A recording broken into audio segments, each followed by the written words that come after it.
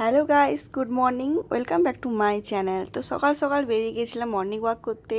আর এখন বাজে ভোর 5:15 মতো।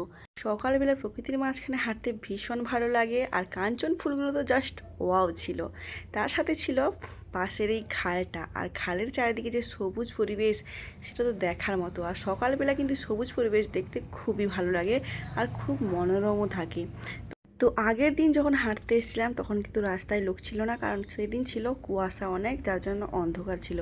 আর আজকে কিন্তু ভোর 5টার সময় আলো ফুটে গেছিলো, যার জন্য রাস্তায় কিন্তু লোক চলাচল শুরু হয়ে গেছিলো। তো বাড়ি এসে স্নান করে পুজো করে নিয়েছিলাম, তারপরে রান্না বসিয়ে দিয়েছিলাম। শুধু আলু ভাতে আর ডাল হয়েছিল। আজকে যেহেতু সোমবার, আমাদের উপবাস ছিল। আমাদের বলতে আমার আর শাশুড়ি মার। তো তারপরে মেয়েকে স্কুলে ছাড়তে এসেছিলাম। আর আজকে স্কুলে একটু তাড়াতাড়ি পৌঁছে গেছিলাম, যার জন্য এই গেটটা খোলা ছিল। তো যাই হোক, স্কুলে মেয়েকে ছেড়ে দিয়ে কিছু কেনাকাটা করতে গেছিলাম, আর এরা এখানে লুডো খেলছিল।